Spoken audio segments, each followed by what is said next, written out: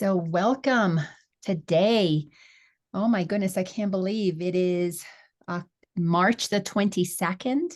We just moved through this spring equinox, a time of newness, of beginnings, of renewal. And as always, oh my gosh, God, source, spirit, whatever you want to call it, has just this funny way of bringing everything together. And as I was sitting in contemplation this morning of, okay, what's the message today? Do we continue on, where we were before? And and the message was clear. It doesn't matter where we go to in A Course in Miracles. It's so repetitive. It says the same thing over and over and over again. So if we just got a couple of paragraphs from one section last week and this week we go into something else, it's all okay because we're just receiving the same message in how we are, whatever way we're supposed to hear it for that day, for that week, for that, that moment. So today, being that it is the day after the spring equinox, when I opened up the book and I was guided to where are we going to go, it opened up to chapter 30 in the text, which the title is The New Beginning. And then I sat and said, okay, well, what do you want me to talk about? The new beginning? Because every moment is a new beginning, according to the Course in Miracles. Every moment is a holy instant to start again, to choose again, to begin again. And that's why the power of forgiveness as taught through A Course in Miracles is so amazing, because in every moment you can begin again. You can choose whatever story you want to live from. You can choose however you want to show up in the world. You can choose to do whatever it is that you want to do because you are a free sovereign being. So if we accept the teachings of A Course in Miracles, they all lead us to not only a new beginning in how we show up in the world, but a new beginning of how the world shows up for us, because as within, so without, as above, so below. And when we marry all of these truths together, because they appear to be all these separate truths, but we bring them all together, the purpose of it is for one thing. We hear that we're one.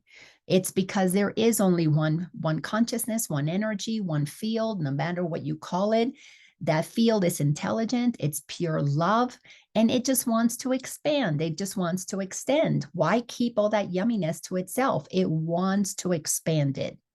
So as within, so without, when you transform and become a new within, you show up differently in the world. And when one person does that, let's say in a group of, let's say 10 people, if one person changes, well, they're going to look like kind of weird. If two people change, then they're going to say, oh, this one got influenced by, the first one. If three people change, you start going, what's going on over there? That's a little group, maybe a little cult that first person has pulled two their way. We'll keep an eye on them. Four people change. Four people realize the truth. Now, all of a sudden, the other six are going, okay, what's happening here? We're losing our members. Five people change. Now you're half and half. Now all of a sudden you go, wait a second, maybe there's something really that we should all be looking at here. Six people change. Now all of a sudden the majority becomes those who have shifted into the light. The other four are going to feel like they better fight back to hold on to their way of being if they believe that that's the right way. But the other six, the more you stand in the light, the more you love those people, you love those four. And from that love, one of them might feel like, oh my goodness, I've never felt love like this before. Now you have seven. And then there are three left. And now those three start kind of fighting for themselves. Who's going to be the keeper of their reality, their truth? And one of them begins to go, you know what? I don't want to keep fighting. I don't want to be fighting for being in charge. Look at those people over there. 7 of them over there. None of them are fighting to be in charge. None of them are trying to control us. They're all minding their own business, living their best lives. And now all of a sudden, you got 8. And before you know it, the 2 that are left, one is going to want to try and be in control, even if it's a losing battle, because there's only 2 of them. And before you know it, one is going to say, you can have it. You can be in charge. I'm going to go to the other side. And then one's going to be left, and they might stay there for however long they want to, because the love of the other 9 that is so focused on being who they prefer to be is creating a whole new reality. They're creating their own systems. They're creating their own regulations of how so many are going to coexist and collaborate and co-create from a place of love. None of the people who begin to change need to fight those who don't want to change. What is so beautiful about the Course in Miracles is a course in mind training. It's training your own mind. It's an individual course. It's a self-study course. You work on you. And as you shift, as you change, you become lighter, more joyful, more transparent, more honest. Now, in the world that we have been experiencing, this three-dimensional world that is all about the ego, because the ego is the one that rules in a 3D world right now. What has happened is that ruling of the ego in the 3D world, people are seeing through that. And the more beings connect with the truth of who they are, align with their own higher truth, you live your best life. You don't need to go convince others. The days of trying to convince other people to see things from the perspective of love, those days are over. We do not need to be concerned about convincing anybody to change their mind, because when you change your mind and you live your best life, there's really no better way for others to see what has happened. You telling them, usually in the beginning, is going to be is going to feel judgmental to them. Like, I've got the good stuff and you don't. And if you don't change and do it my way, you're missing out. Well, if somebody's not ready, that feels very judgmental. That feels like you're saying that their life is not good, that their ways are not good, that only you have the way that they should follow. And if they don't follow, well, that there's some kind of an idiot. Well, humanity has been going through massive shifts. And yesterday, if you follow astrology, if you follow astronomy, if you follow the teachings of ancient shaman, if you follow current shamans, if you are following the information that is not of this world, not of what is taught in school, not of what you can go to college and get a degree for, if you have tapped into higher wisdom, you know the significance of yesterday. As a matter of fact, some of the beings that I follow, the ones that I feel are bringing new information, have stated that, or I should say, yeah, I guess it's been a couple of them have stated that the day is coming.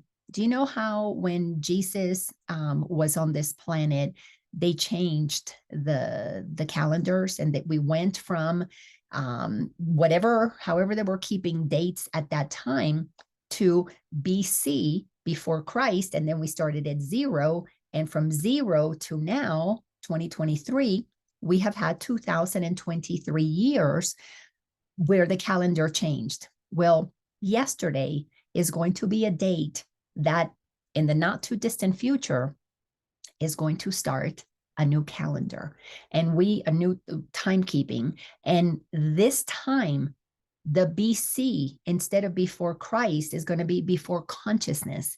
And we're going to see these last 2,000 years and before as the most barbaric, the most immature, the most childish years ever. And we're going to start a new way of keeping time going forward. So the new age, I don't know what it's going to be called, But this new age that started as of yesterday, a shift in consciousness, is going to be known as the time for humanity to begin the process of maturing, of really moving out of childish games into tapping into our own inner child, tapping into what is childlike within us, because we have to become like little children to enter the kingdom of heaven. A Course in Miracles is a teaching that helps us understand what Jesus brought 2,000 years ago and begin the process of training our mind to accept the truth that has been true always, because we have to go through a purging process. The purging that is happening, you could call it purification, it's the same thing.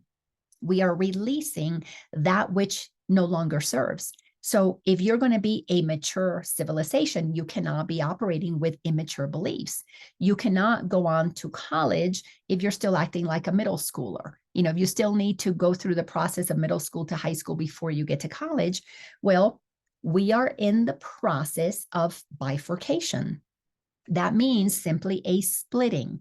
So when you know the truth that sets us free, and it's the truth that is true always, you realize that everything operates in cycles. To everything, there's a season. Just as we have seasons that we operate from, just as a human's body goes through stages, well, all of the universe goes through stages as well. Because what is love, what is intelligent, what is consciousness is expanding. The expansion means that there's another level of growth and another level of growth and another level of growth through infinity to infinity. However, no matter how far out we go, we're still returning to the same place, which is to remember that we're consciousness that is intelligent, that is expanding. And what is it? It is pure love. It is the energy of love. So no matter how many different ways we experience life, we must return to the basic foundational, where the solidity of the foundation is, which is to remember that you are love. I am love. And as we operate from that knowingness, we will always create a new beginning. Because in this journey, when we think on our own and we think, oh, I'm pure intelligence and I'm love, and what do I love? And we begin to, what do I love? And we begin to do that from I'm separate. This different me gets to decide what I want. We start thinking by ourselves. That is what creates the ego. That is what creates a sense of separation. That is what has allowed us to have the human experience that has been devoid of spirit, that has not honored our divinity. Because when we enter into the world that has been, that the ego has made, and we are raised by those who were unconscious, that's why this is going to be the unconscious era, because we were all raised by unconscious parents. We get indoctrinated into forgetting our truth, and we move from oneness, from we are all one. You don't have, honey, you don't have anything that's more special than anybody else. And if we would have been raised that way, and we all knew that our parents lived that way, that they treated everybody exactly as they wanted to be treated, then we would have grown up to become mature adults. But what has happened is we have adulted as immature children, immature, wounded children. That's why we have leaders that could be 60, 70, 80 years old, acting like bullies on the playground, acting like 7, 8, 9, 10-year-olds. Why? Because they have not matured. They're still childish in an adult body, doing adult jobs, getting elected, sometimes getting selected to be in positions of power. And when we do not understand the process by which we descended into that consciousness, we can't shift the process. Course in Miracles is training our mind to help us shift. I call it shift and lift, shift from the lower densities to the higher frequencies, to shift from fear into the high vibration of love. So when you are a student of the Course in Miracles, and I'm going to say a serious student of the Course in Miracles, the reason I say serious is because the Course tells us everybody wants their lives to be better. Everybody wants to become enlightened. Everybody wants to wake up. Everybody is curious. Well, how's that going to happen? Few will do what it takes to understand the process. And even fewer still will do what it takes to embody the process. So to understand that it's in the head. So the head can be trained and you can know it all day long. You can talk it. Lots of people have done that. But few will embody it, which means it drops into the heart. You live it, you be it, you breathe it. You have no intention of converting anybody else because you are just focused on being who you are. Yes, you will share the information. Absolutely. But like Jesus, if people don't want to believe it, well, that's up to them. Why? Because you recognize they are pure intelligence. They are pure love. They get to choose if they want to expand or not. And when we do not change our perception, when we do not allow our mind to move from an immature, childish way of looking at things and get trained and move to the next season, to the next level, to the next cycle, whatever you want to call it, you cannot expand, meaning you have contracted. So humanity has been a whole bunch of unconscious people contracted in their belief system, boxed in, limited. They only see things one way. I mean, we've got the church teaching the same thing for thousands of years. Jesus came in with something radical 2,000 years ago, and the church still teaches the same thing that they interpreted about Jesus's teachings from 2,000 years ago. So to expand means you got to get out of your own way. You got to be willing, you got to be curious, but then you have to enter the serious realm. The serious realm is what Course in Miracles will assist you with if you are willing to do the work. Most people read it, and most people read A Course in Miracles and they go, oh my God, that's complicated. I don't like all that religious talk. Oh, I don't want to, I want nothing to do with God. I want nothing to do with Holy Spirit and things like that. Well, those people are not serious. They're curious because they opened it up. Those who then open it up and begin to do what the Course tells you to do, you take those lessons and every day you practice what they tell you, are going to experience a transformation. That's still not enough.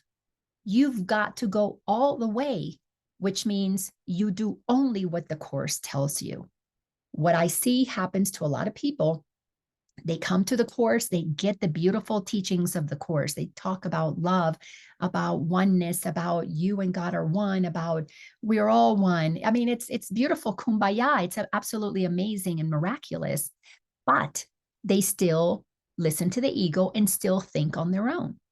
The consistency is not there. It's not until we commit to only listening to one voice that we start anew. So I'm going to give you a quick history of what is taking us to this day today, where I was guided to help clarify what chapter 30 is all about. The title is The New Beginning. Now, Course in Miracles, the text has 31 chapters, and it starts from the very beginning, teaching us the meaning of miracles. It has to, because it's called A Course in Miracles, and most of us don't know what a miracle is. We think a miracle is something, somebody getting healed, that's a miracle. That's not really a miracle. That should be expected. The miracle is when you are willing to change your mind from listening to your indoctrinated beliefs and shifting, choosing to listen and abide by the teachings of God, the truth of who you are. And of course, that's a very scary process, because if the world has told you, as it did me growing up Catholic, that I'm going to burn in hell when I die, well, my whole life, most of my life, I shouldn't say my whole life, because my journey started 20 years ago. So the last 20 years, I haven't lived in fear of going to hell. But the first 40 years of my life, I lived with that I'm going to go to hell in the back of my mind. And it was when my mother died that I I immediately, the fear of going to hell got activated in me because it was a program designed to activate and make me miserable. And in the back of my mind, it was always kind of back there. And there were things that I, was a little concerned about, but nothing like when my mom died, because when she died, I immediately felt my mortality. I realized, oh my God, I too am going to die just like mom did. And like her, I'm going to go to hell. I knew her really well. And I knew what, she did a lot of evil things. So the things that she did that I had been trained would send her to hell. I may not have done all the things, but I had done some of the things. And it was a moment when I had to get curious. Is hell really real? That began my journey to question the beliefs that contracted me into a state of fear about life and death, because you can't live in freedom when you're afraid of dying. Your time here is limited, and there is an angst about when it ends, and it makes you do all kinds of crazy things. It sends you into one of two ways. It has you not live your life fully because you're avoiding all the bad things that can happen, or it sends you into, fuck it, I'm going to go burn in hell anyway, so might as well do whatever I want to do. So it puts us in one of those two camps. And of course, there's a little bit of a combination in the middle for some. But when I began to question this, I realized, oh, this whole thing of hell, that's all made up. God does not teach of hell. Jesus does not teach of hell. Well, God didn't teach us about hell, but God did not create hell, so God doesn't know of hell. Jesus does not teach of hell because he was attempting to teach us that the kingdom of heaven is within. And once you tap into the kingdom of heaven, you don't worry about hell. You live from that place that becomes a beacon, becomes a light that others are attracted to. So when you start looking at A Course in Miracles, it teaches you about the miracle. The miracle is if you change your mind about what you thought was true and open your mind up to what is actually true, you expand. You naturally have those holy instant minutes where you shift and you shift and you shift, because you're moving from a tiny little idea of yourself to accept more and more and more and more of who you are.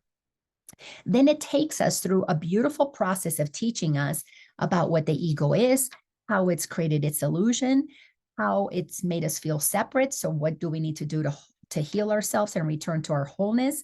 It takes us into a journey. The chapter 6 is the lessons of love, where it just teaches us the truth of who we are. And as you are understanding what love is, you begin to realize, oh my God, I've been taught about love, and love was absolutely not what I thought it was. Welcome to all of you who've joined us. I'm so glad that you're here. So as we are learning about real love, the love that is beyond comprehension, the love that is the truth of who we are, it changes us. It changes us completely. And as we begin to change, we begin to receive, then you move into chapter 7, the gifts of the kingdom. And what are the gifts of the kingdom is you begin to know the truth of who you are. You begin to understand who you really are and why God created you. Robert, I'm so glad that you're here. No, you didn't miss a whole lot, and you can always catch it in the recording, because this will be recorded and will be available on my YouTube at Laina Orlando, or you can always catch it. I always post it on my Facebook page. But anyhow, as we move through the journey through A Course in Miracles, the next chapter, once you begin to experience the gifts of the kingdom, it takes you to the journey back. The journey back from where? The journey back from insanity. The journey back from believing things that are not true. The journey back to who you truly are. Now, as you begin the journey back, you've got to let go of what held you in the illusion. You've got to let go of the things that are not accurate, that are not true. This is where it gets really challenging, because we are conditioned. Our ego has this mechanism that blocks expansion through one thing and one thing only, and that is fear. And you have to explore all of the fears that have been indoctrinated into us. And one of the biggest things that we fear is being wrong. See, we were all indoctrinated into believing that there's only two options, right and wrong. We were never taught that there is maybe another way, that if we got curious, maybe there's something beyond right and wrong. And that is to go, that means that you have to go against what you were taught. And because when we were conditioned into right and wrong, we were like dogs. I mean, we were trained. When we were right, we got an award, we got a reward. When we were wrong, we got punished. Something was taken away. We were ashamed in front of the class. We were put in the corner, put a hat on, or, the dunce's hat or whatever, showing my age. But when we are operating from needing to be right or and avoiding being wrong, the idea of expanding beyond what we know is really scary, because we have to admit, oh, I was wrong about what I knew. And because we were not trained, that being wrong just means look for another way. Just get curious, begin to explore. There's more out there. Most of our minds are not trained in researching. Now we let the scientists research, and the people who go get their PhDs, well, they research. But an average person, you're right, you're wrong, and you don't research. You don't become open-minded. So the process of moving through the teachings of the Course in Miracles is a being curious enough now, which means the rest of your life, moment by moment by moment, being curious about what else is there that my limited mind does not know. See, our mind is designed, our human mind is designed to hold the information that we need right now. I've got my little puppies in the background. Hold on a second. They must hear somebody in the front, and there they go. So they'll probably come back, and I'm going to have to shut the door and put them out. So because we have a limited access to all knowing, so we can have an individualized human experience. I mean, if you knew everything, it'd be very difficult to just be Laina, to just be Kat, to just be, Bob or Billy or whomever.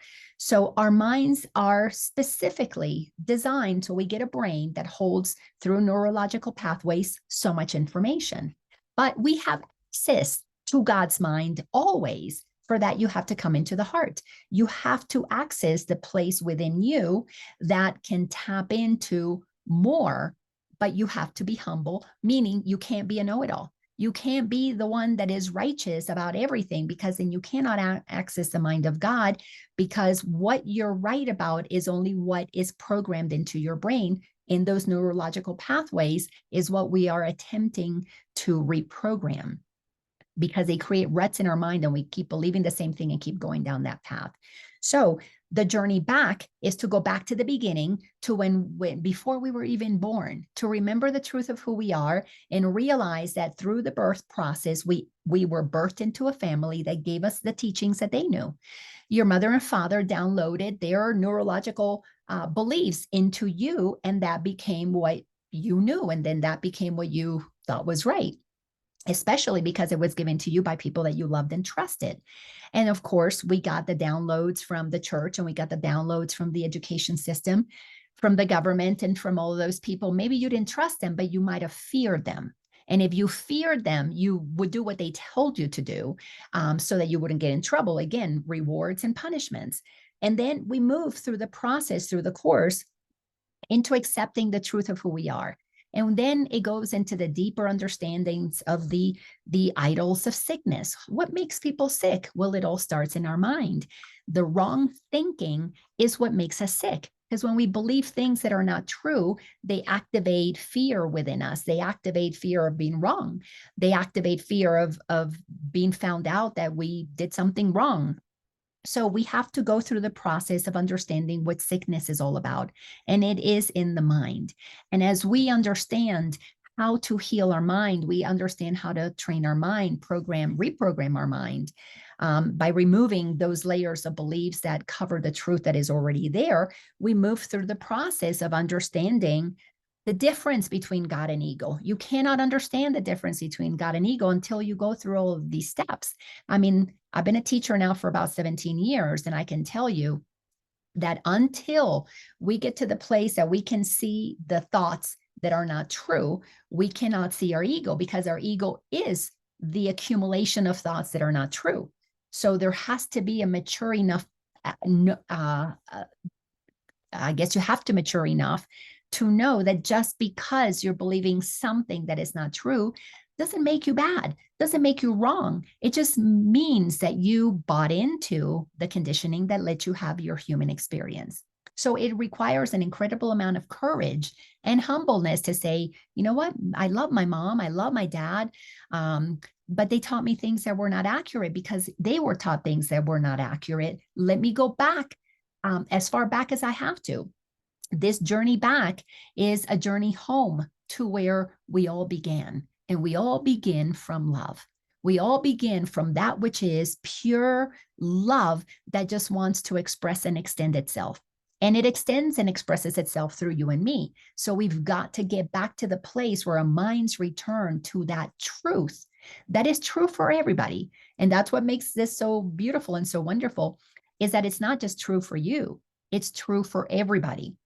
This removes the specialness that we learn from the egoic training. So then we begin to shift our perception, begin to listen to the Holy Spirit, begin to listen to what does God have to say?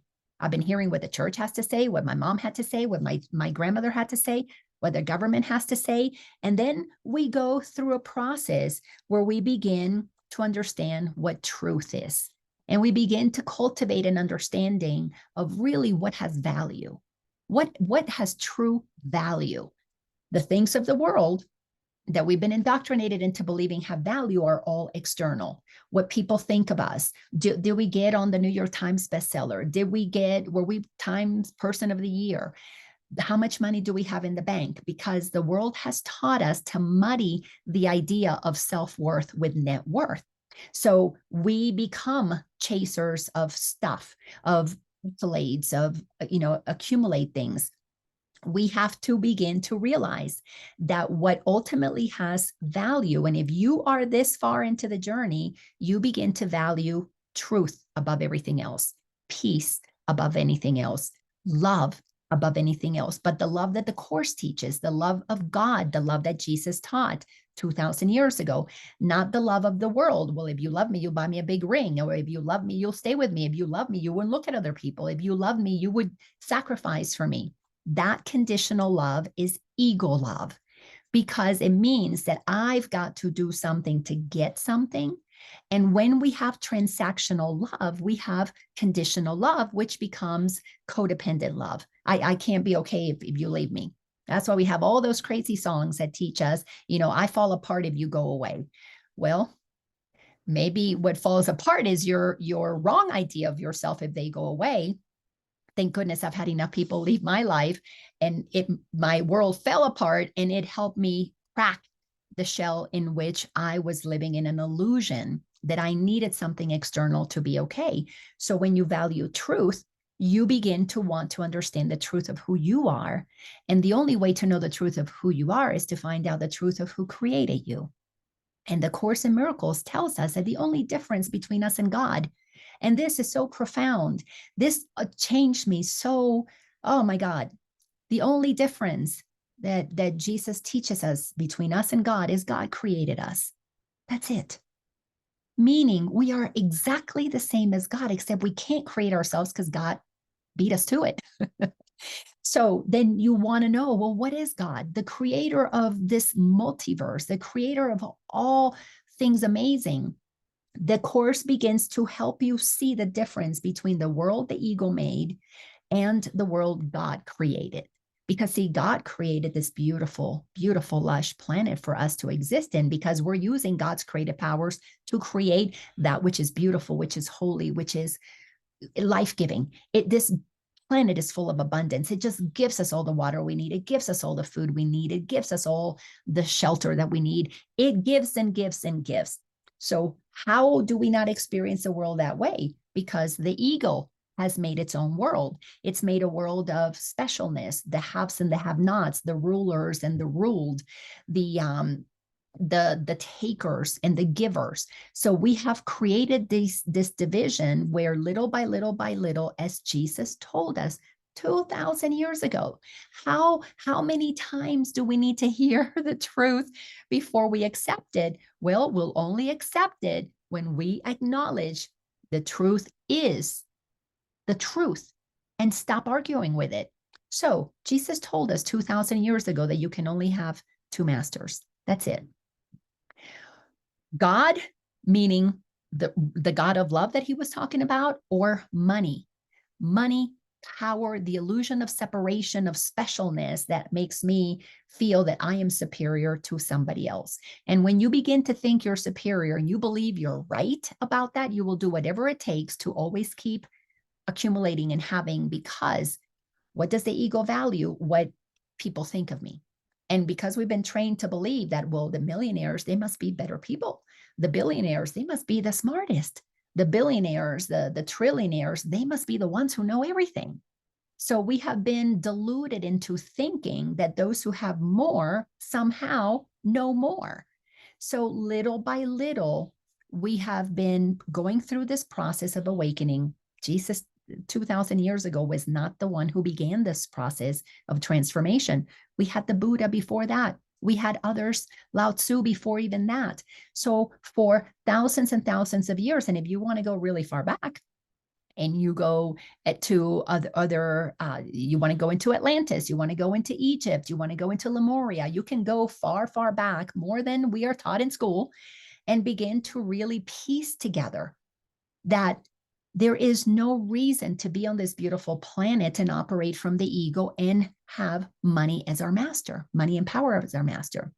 We've had teachers, we've had many of them, but over the past thousands of years, there's only been one or two who were teaching the truth. Now we've got millions of them, because you and I, when we begin to tap into this truth, we cannot help but share it. We cannot help but live it. People can see it. Whether you teach it like I do, or whether you just embody it in your own family and your children, your grandchildren, your friends, your neighbors begin to see that you have shifted, you're a teacher of God as well. That's why there's a whole section in the Course in Miracles about how to be a teacher of God, because you will embody it. So as you move through this work in the Course in Miracles, it brings us to a place that most of us don't want to look at. And that is the passing of the dream. We have to understand that to believe things that are nonsensical, to believe things that somebody else told you, is an illusion. It's a dream. You're believing things that were made up. That's what makes it an illusion. They're not God's truth. They will not pass the test of time. They will not be standing as we shift into this new beginning that we are in the process of. As I said earlier, yesterday marks a line. It's a line in the sand, and we are entering a new era for those who want to go. Because see, this is a beautiful thing you learn from A Course in Miracles, is that we are a choice. Why? Because the Creator who created us, and that's the only thing that it is different about God and us, is it created us with free will to choose to live by truth, or to allow ourselves to enter into the realm of illusion, to live as who we know we ourselves to be. Like let's say an actor like Brad Pitt, know who Brad Pitt is, or to put on costumes and play roles and get lost in the role. So Brad Pitt could very well have played his first movie, I forget who he might have been, and remain for the rest of his life thinking he was that character. But Jesus was here to teach us that we could come back to the truth of who we are by knowing that the kingdom of heaven is within. So Brad Pitt knows he's Brad Pitt and he can play lots of roles. But we don't know that we are eternal and have had lots of different lifetimes. Now, Course in Miracles is really clear about the process of incarnation. Basically, it's not true in that we cannot ever be separate from God. We cannot ever be anything other than what we are, but we believe that we have incarnated. So if we are believing that we are separate from God on this planet, we can experience it in one of two ways, heaven or hell. Course in Miracles wants us to know that it's all heaven because we bring heaven to the experience. The ego creates hell because we're operating in duality, we're operating in competition, in better and lesser, and rights and wrongs, and that allows for fighting for who's going to win, who's going to lose. So as you move further into the course, you begin to come to the area of the passing of the dream. You've got to mature your mind by training it to think with God. Means to begin to remember the truth of who you are, and everybody else is too. That's where the humbleness moves in. Because when you realize you're not better than anybody else, you're not more special than anybody else, you don't deserve more than anybody else, you're not worth more than anybody else, because all of that was established by God, you are valuing that which is eternal and true for all. Once you step into the realm of realizing your oneness with all, you begin to activate your superpowers. And our superpowers are to be loving, to be gentle, to be kind, to be peaceful, to be forgiving, to be compassionate, to be open-minded, to be tolerant, to be generous, because you realize that what you do for one, for another, you're doing for yourself, because it's all the same one frequency, the same one consciousness, the same one energy, whatever you want to call it. That's what oneness is. We are all expressions of that one. But if you do not choose to trust that as your truth, you will experience hell, separation, division, and all of the things that we're seeing in the world right now. But what is happening? What is happening? Why I was told to go to read from the chapter titled The Beginning is because so many of us have chosen to cross the line. Many of us have done the work to retrain our mind to begin to realize that we prefer peace instead of stuff, that we prefer to be happy instead of being hamsters on a wheel, working like crazy for somebody else. That we began to step back and we began to research. See, once your mind gets quiet, once you begin to listen to the Holy Spirit, once you begin to feel peaceful, you begin to look at the world with discernment. You begin to see, oh, now it makes sense how the government became this way, how the education system became that way, how medicine became that way. Why? Because it's simple. Two masters. You begin to follow the money. You go, oh, these people worship money. These people worship God. And you begin to see the differences, and you begin to see why it is that the Course in Miracles is telling us that the attainment of our inner peace allows us to experience the vision of holiness that brings reason to our mind. We begin to reason what's happening here. And it's not that you're going to become enlightened and like a monk, you're going to go off to a cave somewhere and have a separate little life. And, well, you're going to use your powers to create abundance. You're going to live happily ever after. That is not what this is about. This is all about you find the truth of who you are. You realize you have superpowers. And when you begin to activate those superpowers, again, peace, compassion, forgiveness, tolerance, open-mindedness, trusting God, not the world, you begin to see why the world has fallen into the state that it's in. And if you are inspired, you begin to be called to be part of the change you want to see in the world. And we are shifting right where we're at. You're becoming enlightened as a mom, as a dad. You're becoming enlightened as a doctor, as a lawyer, as a teacher, as a politician, as a street sweeper. And you begin to change. You begin to express the truth that is true always, because you know that something in you is calling you to be an example of that which you want to see more of in the world. And that is when we begin to realize, well, we're in the world, but we're not of it. Now, you don't need to change the world, but you change and you become a change within that environment. You know, we've been watching the world of medicine over the last couple of years. It's been fascinating to watch those inside of the game of medicine that we need something external to heal us. The Course in Miracles tells you don't need anything outside of you to heal you. Period. And that's one of the things about the Course in Miracles that I love, is you can attempt to interpret it, but it tells you right there in the introduction, this course is not up for interpretation. You come and take the truth at whatever level you can handle. That reminds me of what was that actor's name in that movie, A Few Good Men, who said, "You can't handle the truth," to Tom Cruise. And at first I thought, what an arrogant statement. Now I know. People can't handle the truth. Jack Nicholson. People can't handle the truth. The truth is very inconvenient because it pops our idea of reality as the ego constructed it. And it opens us up to realizing, wait, God created me and I have the power that God has. So I'm a creator too. Well, what do I want to create? Do I want to create a world where I'm complicit in the things that are hurting humanity? Or do I want to create a world where I am participating, I am complicit in that which frees humanity and that which expands the opportunities for all? Then you've got to get really honest with yourself. Which master are you serving? And as you begin to go deep inside and you recognize the difference between the two masters, you begin to make different choices.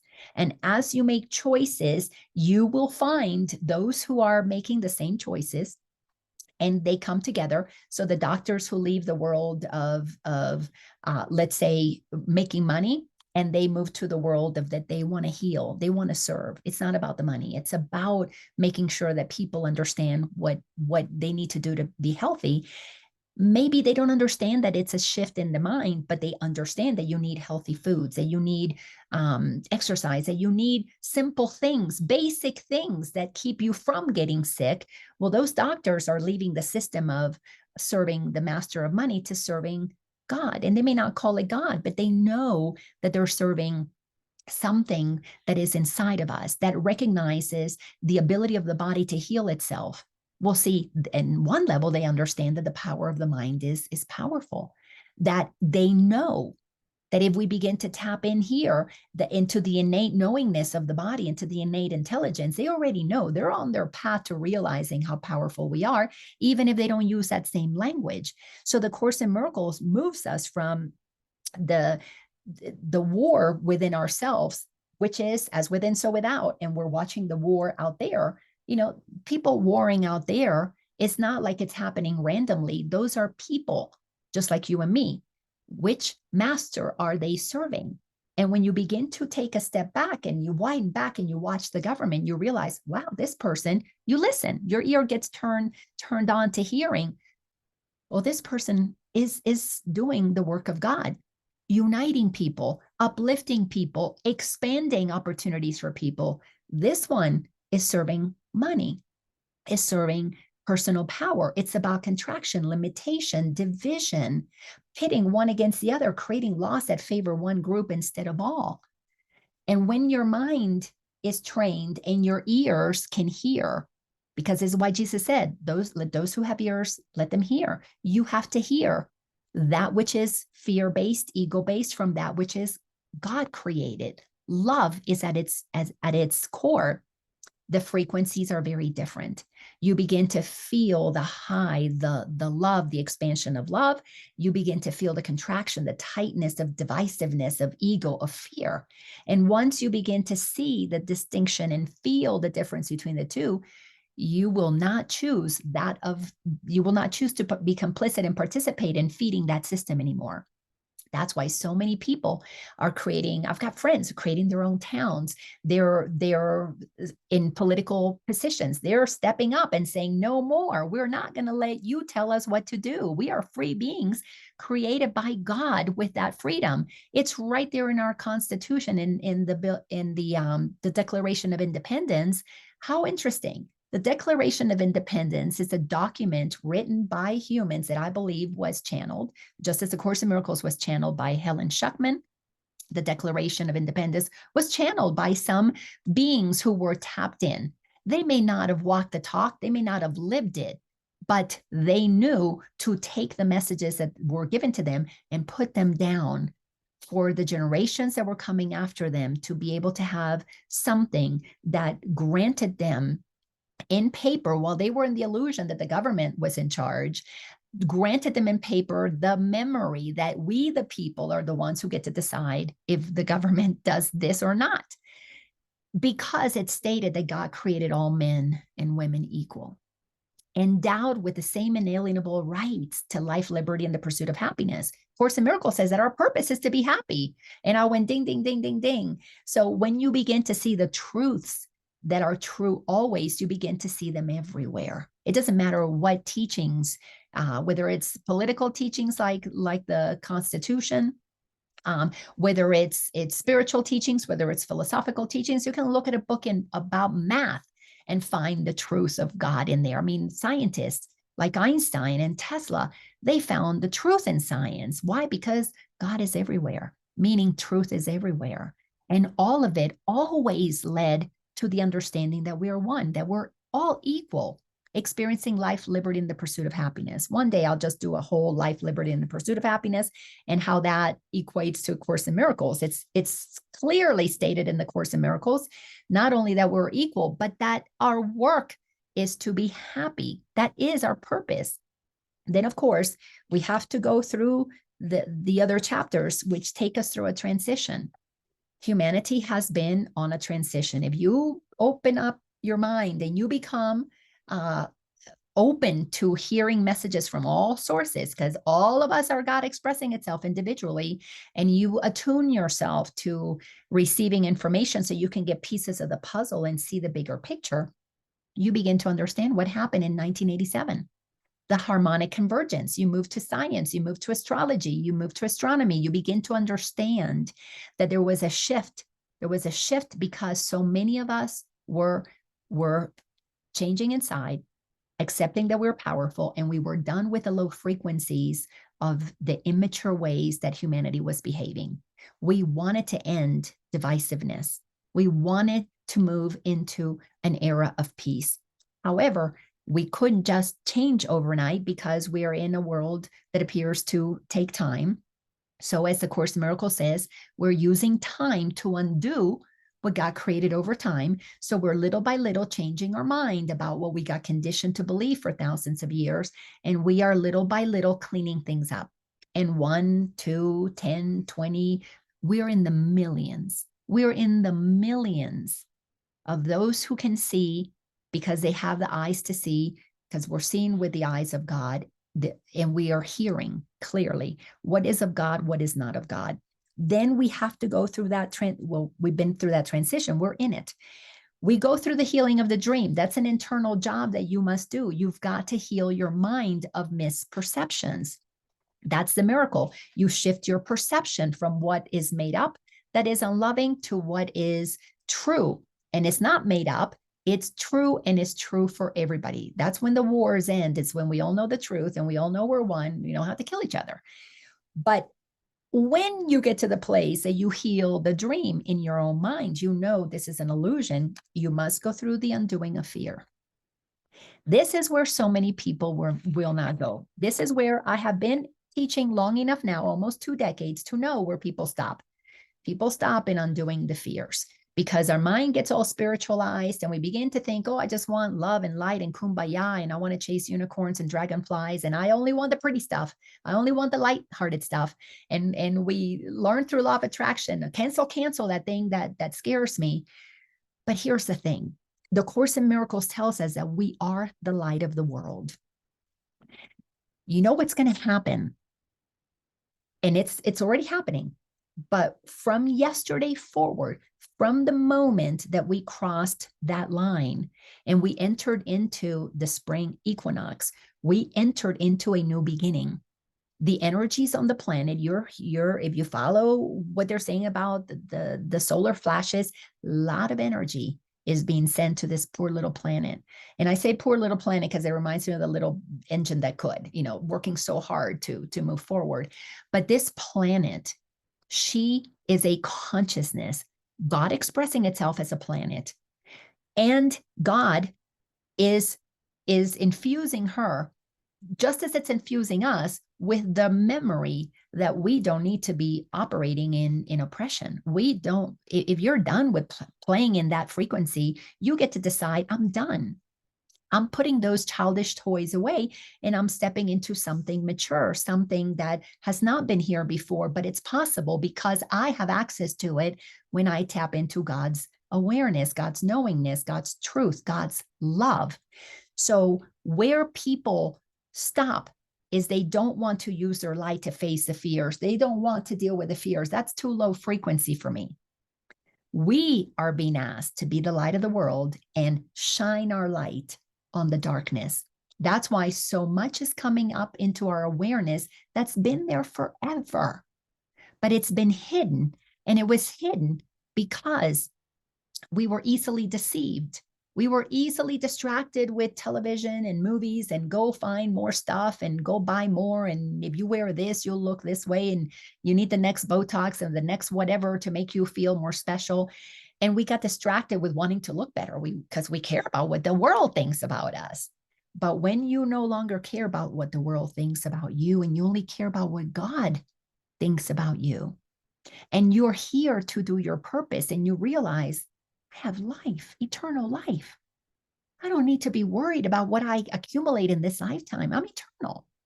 And you have liberty. You have the freedom to say, no, I am not going to follow your nonsensical rules. No, I am not going to give in to this tyrannical, you thinking that you're in control of me, because that's not how God created us. As a matter of fact, I'm praying for you, brother, sister. You think you know better than me, but you actually don't. We both have access to the same knowingness. And my knowingness says that I am free. So I'm not going to follow your bondage. I'm not going to follow your rules because they're not of God. Who are you worshiping? What are you worshiping? What is so much more important to you than the freedom of all? That is, not only is it in our Declaration of Independence, it's written into our Constitution, but it is decreed by God. Who made you think that you get to override God? And when you stand up with that level of light and power, nothing will scare you again. You lose your fear because our greatest fear is what other people think of us. And well, one of our greatest fears. When you go deep down, really, truly, the greatest fear that we have is that we are enough, that we are powerful. And when we begin to tap into that, we begin to realize that our light is necessary to be turned on because we have approached that 100th monkey effect. There are so many of us on the planet that do not need to put somebody else down to feel good about ourselves. And we don't need somebody else to validate us to know who we are. Because we have reached that level on the planet, I'm going to say we're at least at 1 billion who know that they don't want to operate by these nonsensical rules. That level of light is like a magnet that is attracting more light to us. Those solar flares, it's just light coming to us. It's the central sun feeding us, reminding us, reactivating little by little, gently softening those neurological pathways that have been so constricted, not only by the lies that we've been believing, but by the food, by the chemicals, by all the stuff that we have been participating in that have been solidifying us, kind of like petrifying us, like mummies. We are waking up. We are softening. We are becoming pliable, flexible. We are waking up and out of the illusion that takes us. That is one of the chapters, the awakening, that takes us to chapter 30, the new beginning. And the new beginning, we're not going to have a whole lot of time to get into this. I'm only going to read the introduction, but the new beginning begins with you accepting the truth of who you are. Because see, when you accept the truth of who you are and you're not afraid to show it, what begins to happen is you don't tolerate the things that are happening in this world, just as Jesus did. Jesus was a rebel. He was not afraid to speak the truth. He was not afraid to stand for the truth. Why do you think they crucified him? Because he was not afraid to stand up to that which was not godly. He turned the tables of the money changers, meaning you people are worshiping money. You are taking it from these people, the children of God who have worked and toiled so hard, and you are taking advantage of them. Well, you know what? That system has not stopped. It's just gotten more sophisticated. And it's got these, beautiful names like central bank. It's the Federal Reserve, that they reserve all this money for us, and that they're federal, and they're neither. When you begin to open your eyes and get curious and use your light to discern what is happening, you realize you don't want that for you. You don't want that for your children. You don't want that for your grandchildren. And when you understand that we are one, you don't want any child to suffer. You don't want anybody to go hungry. And when you begin to realize, wait a second, God gave us the ability to create this beautiful earth that is full of yumminess, that can sustain all of us. Why do we let fruit rot on the tree instead of let children eat it? Oh, because those children didn't have the money to pay for it. Then you begin to realize, wait a second, are we worshiping God or money? And once your mind gets trained into seeing that everything is two voices only, the voice for God, of oneness, of sharing, of extending, expanding, you cannot allow, and not because you're going to fight it, but because you know deep in your heart that you cannot allow children to go hungry. Why? Because those children are you. We are one and the same. We cannot allow countries to be bombed, and those communities, those brothers and sisters in Christ, to be displaced. Because if you look at what causes war, it's never, ever, ever, ever going to create peace. War does not create peace, although we've been told that we have to go at war to maintain peace, because we've been given the illusions are all, Course in Miracles tells you everything the ego teaches is backwards, it's upside down, it's nonsensical. It's when you begin to look at it realistically, if wars gave us peace, one war would have gotten us world peace a long time ago. But why do we keep doing that? You begin to follow the money. What voice are we listening to? And this is one of the things that is so important about the Course in Miracles, is that for those who really go to the depths of the teachings, this is what comes through me to share with you. When you go to the depths of the teaching, is for you to accept the light that you are and to shine it on that which is dark. We have to face those things that the ego doesn't want us to look at, that we're too spiritual to look at. That's part of the spiritualized ego. The spiritualized ego gets special. And it's all about, oh, I'm only going to hang out with a special, love and light people. I don't want to get my hands dirty with the mundane things of politics.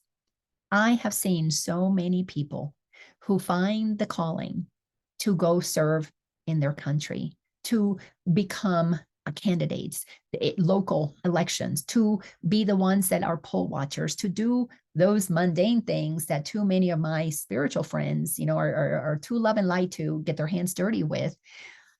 They're missing the point. God is going to use some of us to do that work, yes. Some of us to pray for that. Some of us to just shine our light. Some of us to just send the money. But we will not be able to enter into what the Course in Miracles calls a happy dream, which is to be awake in the dream, to realize, okay, our existence as a human is a temporary existence. Are we going to be part of the solution that has it become a happy dream for our brothers and sisters, meaning for ourselves? Or are we choosing to let somebody else get their hands dirty? Well, as the timelines are bifurcating, if you understand the teachings of Ra, which they all have truth, you can match it up to Course in Miracles. It's absolutely amazing. You begin to see that we are in the middle of a harvest, separating the wheat from the chaff. Are you part of the wheat that is going to help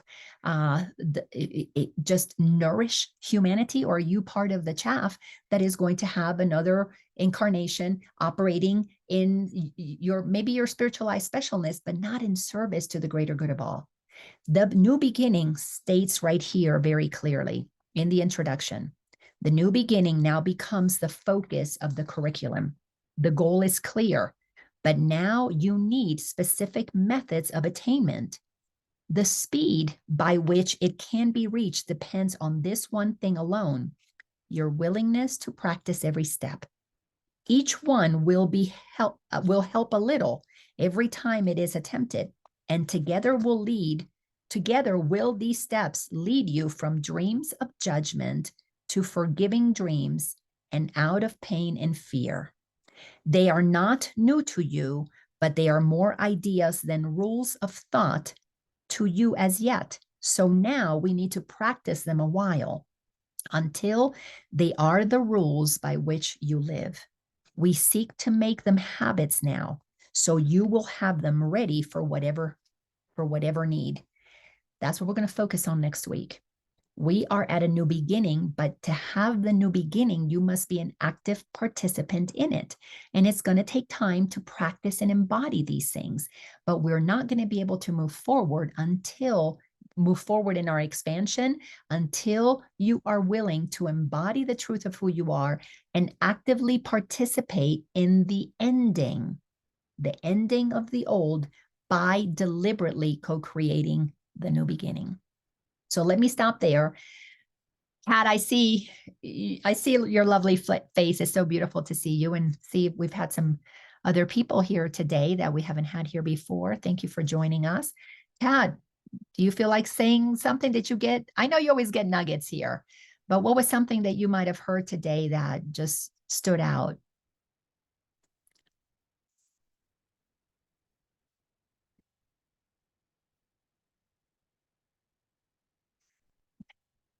Honey, if there's nothing to share, I get it. Sometimes this is so much information, we just have to take it in and process it internally. But I am so grateful that you guys were here.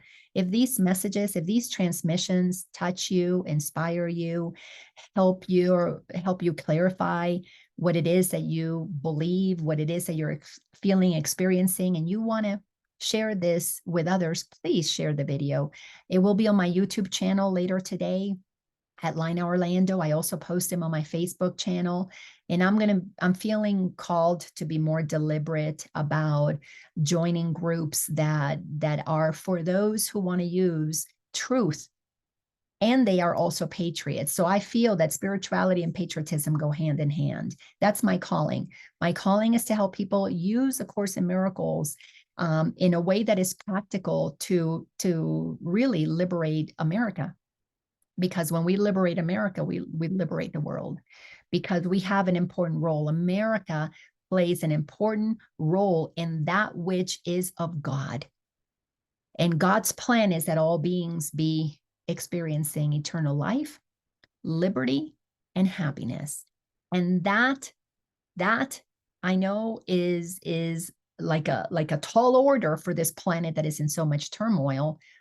However, America is like a beacon for all the other world leaders to look at. And as America goes, so goes the world. And I believe I was inspired to see what is in the Course in Miracles that is also in our Declaration of Independence, and to bring those two together to show the truth that was in those documents, that if we are not ready to just do what the Course says, but we are ready to do what the Constitution says, we will liberate not only ourselves, but humanity, by treating all beings as the equal beings that they are, and standing firmly as one who says that the government is going to be representing me. The government is not here to tell me what to do. The government is here to honor what we already know should be done, because it is by we the people, for the people. But in order to have that, it has to be by the people, meaning we have got to be inspired to participate. I don't know why I was picked to take spirituality into politics, but this is where I've been taken. And I'm just following that guidance. I would have liked to have just been a meditation teacher. I would love to have just taught about shifting and lifting and talk only about loving God. But I have a grandson, and I can't sit around and talk about loving God and not do something that paves the way for him to have a country to grow up in, to have this incarnated experience that allows him to experience it as God created it and created him to experience it. And for that, I must do my part.